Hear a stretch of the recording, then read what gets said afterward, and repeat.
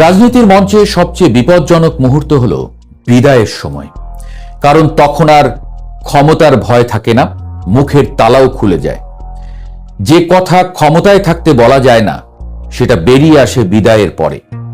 Doctor ইউনূসের নেতৃত্বে অন্তর্বর্তীকালীন সরকার ইতিহাসের পাতায় জায়গা করে নিয়েছে, কিন্তু সম্মানের পাতায় না বিতর্কের পাতায় সেটি এখনো নির্ধারিত হয়নি।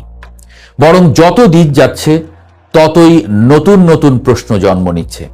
অভিযোগ, গোপন চুক্তি, অধ্যাদেশ আর হঠাৎ উঠে আসা এক রহস্যময় শব্দ, ডিপ স্টেট। মনে হচ্ছে আমরা এতদিন সরকার দেখেছি, কিন্তু গল্পের অদৃশ্য চরিত্রগুলোকে দেখিনি।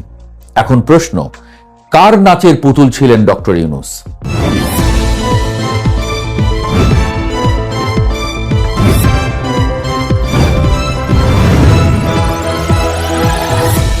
অন্তর্বর্তী সরকার বিদায় নিয়েছে, তাও মাস পেরিয়ে গেছে, কিন্তু বিতর্ক যেন বিদায়ের কাগজে সই করতে রাজি নয়। ১.৫ বছরের একটি সরকার এত সমালোচিত হবে, বাংলাদেশের রাজনৈতিক ইতিহাসে এমন নজির খুঁজতে গেলে ইতিহাসবিদদের হয়তো আলাদা গবেষণা করতে হবে। কারণ সমালোচনা শুধু বিরোধী রাজনীতির ভাষায় সীমাবদ্ধ ছিল না। অভিযোগ উঠেছে প্রশাসনের ভেতর থেকে, সুশীল সমাজ থেকে, এমনকি সরকারের ঘনিষ্ঠদের মুখ থেকেও। সরকারের উপদেষ্টাদের বিরুদ্ধে দুর্নীতির অভিযোগ এমন পর্যায়ে পৌঁছেছে যে মানুষ আর ফিসফিস করে বলেনি, খোলাখুলিভাবে বলতে শুরু করেছিল। কে কতটা ক্ষমতার অপব্যবহার করেছেন সেটাই যেন রাজনৈতিক আলাপের নতুন বিষয় হয়ে দাঁড়ায়। প্রতিদিন অভিযোগের তালিকা লম্বা হয়েছে, আর সরকারের নৈতিক অবস্থান ছোট হয়েছে। রাষ্ট্রবিজ্ঞানের ভাষায় যাকে বলা হয় নৈতিক বৈধতা, সেটা ধীরে ধীরে ক্ষয়ে যেতে থাকে। এরই মধ্যে আসে অধ্যাদেশ বিতর্ক। ১৩৩টি অধ্যাদেশ, সংখ্যাটা শুনলেই বোঝা যায় আইন তৈরির তাড়াহুড়ো কতটা ছিল। সংসদবিহীন সময়ে অধ্যাদেশ জারি নতুন কিছু নয়, কিন্তু প্রশ্ন উঠেছে উদ্দেশ্য নিয়ে। কোনটা জনস্বার্থে আর কোনটা ক্ষমতার কাঠামো বদলানোর জন্য, এই হিসাব কষতে গিয়ে বিশেষজ্ঞদের কপালে ভাঁজ পড়েছে। সংবিধান বিশেষজ্ঞরা বলছেন কিছু সিদ্ধান্ত ছিল অপ্রয়োজনীয় আর কিছু ছিল অযাচিত। অর্থাৎ আইন তৈরি হয়েছে, কিন্তু আস্থার ভিত্তি তৈরি হয়নি। রাজনীতিতে আস্থা হারানো মানে নদীর বাঁধে চির ধরানো। বাইরে থেকে কিছু বোঝা যায় না, কিন্তু ভেতরে ভেতরে পানি ঢুকতে থাকে। অন্তর্বর্তী সরকারের ক্ষেত্রেও ঠিক সেটাই ঘটেছিল। বিদেশি চুক্তি নিয়ে গোপনীয়তা, বিশেষ করে যুক্তরাষ্ট্রের সঙ্গে বিদায়ের আগে করা সমঝোতা এই সন্দেহকে আরো ঘনীভূত করে।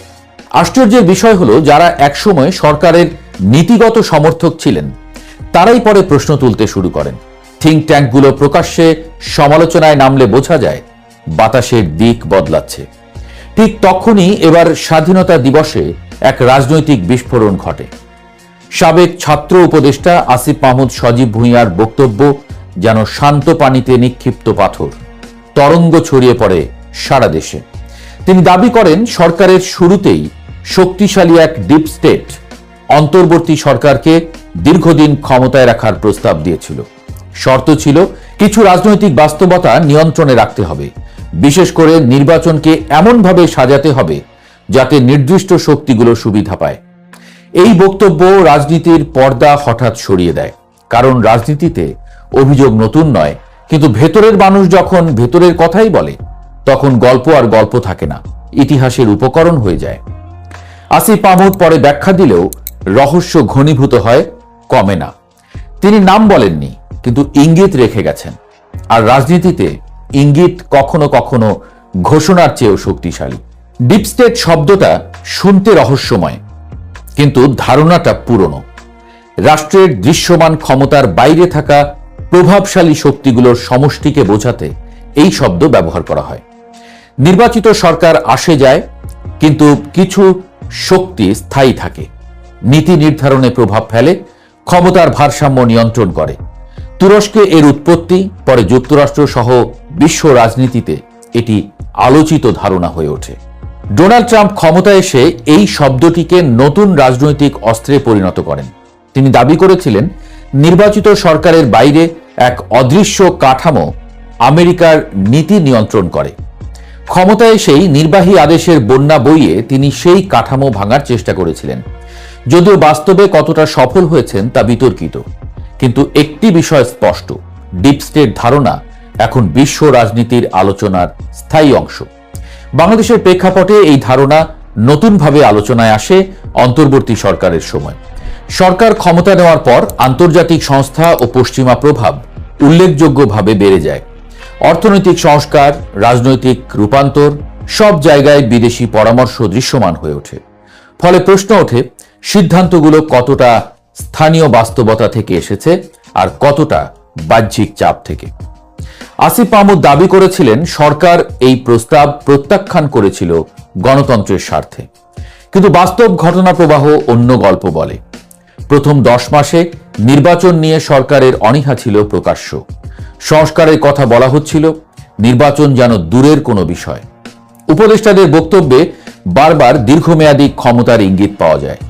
এমনকি প্রধান উপদেষ্টার বক্তব্যেও দীর্ঘ সময় দায়িত্বে থাকার আকাঙ্ক্ষা ফুটে উঠেছিল।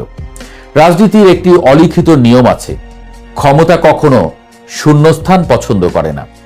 জনগণ যখন নির্বাচনের দাবি জোরালো করতে শুরু করে, তখন পরিস্থিতি বদলাতে বাধ্য হয় সরকার।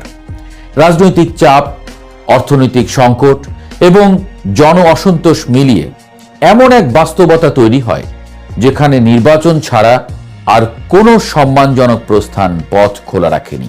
এই সময় দেশের অর্থনীতি টালমাটাল, মুদ্রাস্ফীতি মানুষের ক্রয় ক্ষমতাকে গ্রাস করে, বেকারত্ব বাড়ে, চাঁদাবাজি এবং মব সন্ত্রাস জনজীবন অস্থির করে তোলে।